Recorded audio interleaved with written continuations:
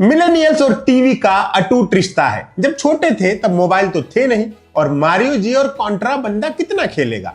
Entertainment का एक ही सहारा था टीवी, जिसकी वजह से पूरी जनरेशन बिगड़ने का फतवा हमारे बुजुर्ग अक्सर दिया करते थे।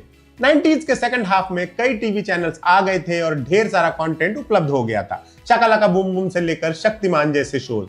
आज की तारीख में ये सब नॉस्टैल्जिया बन चुका है, तो आज आपको भी एक नॉस्टैल्जिक डोज देते हैं। मिलेनियल्स के टीवी के सुपर हीरोज को दोबारा जिंदा करते हैं।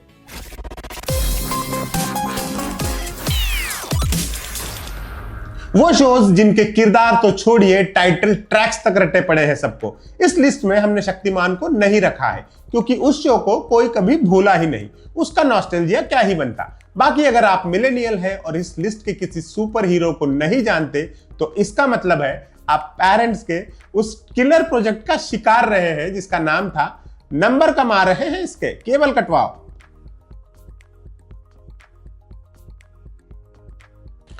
सात सवालों के तिलिस्म भरी कहानी लेकर आया था सीरियल हातिम। ये सवाल थे, एक बार देखा है बार बार देखने की हवस है, नेकी कर दरिया में डाल, जैसी करनी वैसी भरनी, बोलते पहाड़ को ही निदा की खबर ला, सच कहने में ही राहत है, मुर्गा भी के अंडे समान मोती का राज क्या है, क्या जो नसीब में लिखा है वही होता है या इंसान अपनी मेहनत से, हिम्मत से, ताकत से नसीब का लिखा बदल सकता है। बस इन्हीं 7 सवालों के जवाबों की खोज था हातिम। दिसंबर 2003 में स्टार प्लस पर शुरू हुआ था। आते ही बहुत पॉपुलर हो गया था। शो के ग्राफिक्स और डिजाइन उस वक्त के हिसाब से काफी बढ़िया थे। शो के डायरेक्टर थे रामायण वाले रामानंद सागर के पोते अमृत सागर। शो का टाइटल ट्रैक तो याद ही होगा, उसे कंपोज किया था गौरव इस्सर ने। एक्चुअली टाइटल ट्रैक चुराया गया था, सैड बट ट्रू।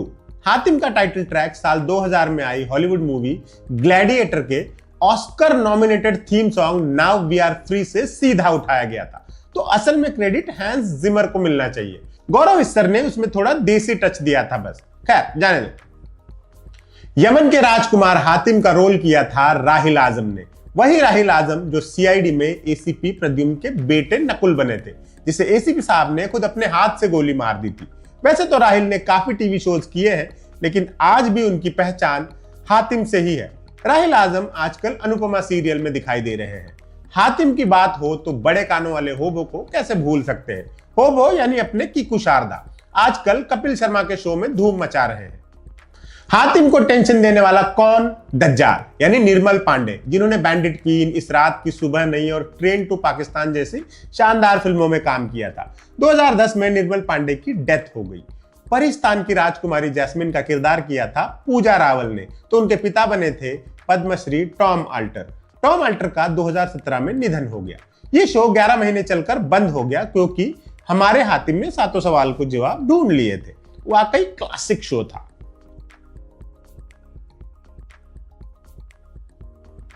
नहीं है राजा नहीं है रानी, है ये अजब कहानी जी, जब जब पाप बढ़ेगा सुन लो, आएगा एक जूनियर जी। ये टाइटल ट्रैक याद है जिसे सोनू निगम ने गाया था?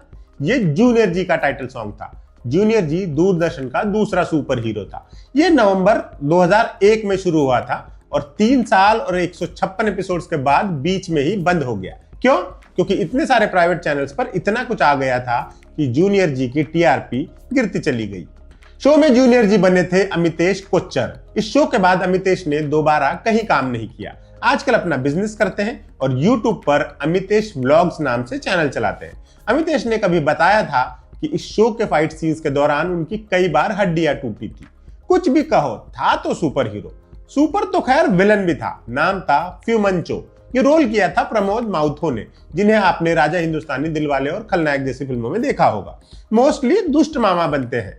भले ही शो बीच में बंद हो गया हो, लेकिन मिलेनियल्स की धुंधली यादों में जूनियर जी आज भी है।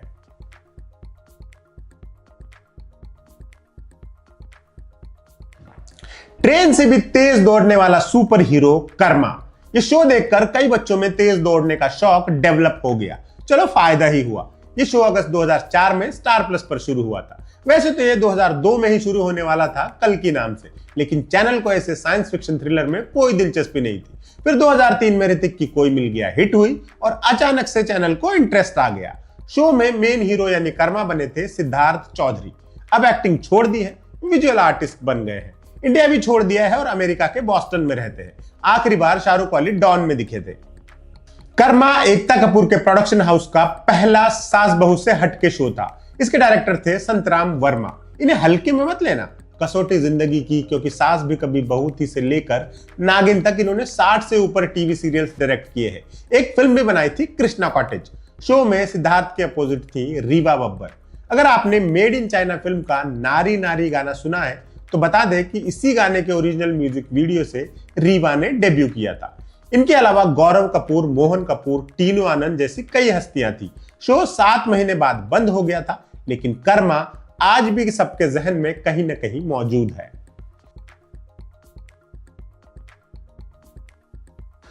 भूत प्रेतों का दुश्मन विकराल, जिसके पास चश्मे थे जिससे वो हर बुरी शक्तियों को देख लेता था। क्रॉसबो था जिसके वार से कोई बच नहीं पाया था। साथ में था गबरार यानी के गोस्वामी, जिसे हर बार कहानी का क्लाइमैक्स जानने के लिए विकराल को सोने का सिक्का देना पड़ता था। ये इंडिया का पहला हॉरर कॉमेडी शो था। विकराल थे मामिक सिंह, जिन्हें सबने जो जीता वही सिकंदर में देखा था, आमिर के बड़े भाई रतन सिंह के रोल में। हाल ही में हंसल मेहता के शो स्कैम 1992 में भी नजर आए थे, लेकिन मिलेनियल्स के लिए मामिक हमेशा विकराल ही रहेंगे। बीच में मामिक ने शो छोड़ दिया, फिर नए विकराल बने सलील अंकोला। सलील अंकोला एक्स क्रिकेटर थे। बतौर बॉलर एक टेस्ट मैच और 20 वनडे मैच खेले थे। सचिन और सलील ने एक ही मैच से डेब्यू किया था 1989-90 में इंडिया के पाकिस्तान टूर पर। पाकिस्तान से वकार यूनुस का भी ये पहला मैच था। 1996 की वर्ल्ड कप टीम में भी थे। 97 में उन्होंने क्रिकेट छोड़ा और फिल्मी दुनिया में पारी शुरू की। 2000 में आई संजय दत्त की कुरुक्षेत्र से फिल्मों में डेब्यू किया। 2006 में बिग बॉस के पहले सीजन में भी गए थे, लेकिन पहले ही हफ्ते निकल गए। वोट्स की वजह से नहीं, बल्कि हाई कोर्ट के ऑर्डर की वजह से, क्योंकि सलील ने बाहर बालाजी टेलीफिल्म्स के साथ कॉन्ट्रैक्ट साइन कर रखा था। इसके अलावा सलील खतरों के खिलाड़ी में भी शिरकत कर चुके हैं। ढेर सारे सीरियल्स भी किए हैं उन्होंने। अगर विकराल के रोल में सलील और मामिक दोनों का कंपैरिजन किया जाए तो मामिक का पलड़ा थोड़ा सा भारी पड़ता है।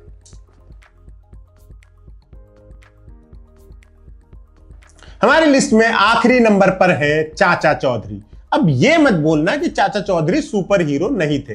कंप्यूटर से तेज दिमाग, साथ में जुपिटर से आया 20 फुट का साबू, खतरनाक पेट रॉकेट और half human half vehicle Dungdung. किसी नॉर्मल ह्यूमन बीइंग के काम है क्या ये शो 2002 में शुरू हुआ था सहारा वन चैनल पर। चाचा चौधरी कॉमिक्स पढ़ने वालों के लिए ये शो ड्रीम कम ट्रू था। चाचा चौधरी बने थे सुप्रीमली टैलेंटेड रघुवीर यादव, मतलब परफेक्ट कास्टिंग। हालांकि चाचा चौधरी कैरेक्टर बनाने वाले प्राण चाहते थे कि ये रोल पंकज कपूर करें, लेकिन उनकी डेट्स नहीं मिली। बेलन वाली बिन्नी चाची बनी थी माधुरी संजीव। साबू का रोल किया था राजेश सिंह ने। चाचा और साबू मिलकर पॉकेटमारी के केस से लेकर आतंकवादी हमले तक का हर मैटर सॉल्व करते थे। शो का टाइटल ट्रैक याद है? सारी दुनिया देख के दंग, ताकत और अक्ल की जंग, देसी रंग और देसी राग, कंप्यूटर से तेज दिमाग, अक्ल की खेती हरी भरी, बात सुनाए खरी खरी, चाचा चौधरी, चाचा चाचा चौधरी। ये गीत लिखा था ब्रिज मोहन ने और गाया था खुद चाचा चौधरी यानी रघुवीर यादव ने। शो खूब चला। आज भी यूट्यूब पर इसके पुराने एपिसोड्स खूब देखे जाते हैं। ये बात अपनी जगह सही है कि उस वक्त का इडियट बॉक्स यानी टेलीविजन आज के वक्त के मुकाबले काफी स्मार्ट था। आज के कंपैरिजन में कंटेंट कम था, लेकिन जितना भी था लाजवाब था। ऐसा था कि आज भी जहन में जिंदा है। फूहड़ कम और मनोरंजक ज्यादा था। कुछ 90s के किड्स अब वीएफएक्स और सीजीआई की बातें करने लगे हैं। उन्हें अब हॉलीवुड का आयरन मैन ज्यादा रोमांचित करने लगा है, लेकिन उस जमाने का एक ही फंडा था, कीप इट सिंपल ब्रो। आज के एपिसोड में इतना ही। आपके लिए ये स्क्रिप्ट लिखी थी हमारे साथी शुभम ने। फिर मुलाकात होगी, तब तक के लिए विदा। आप देखते रहिए एम बोले तो।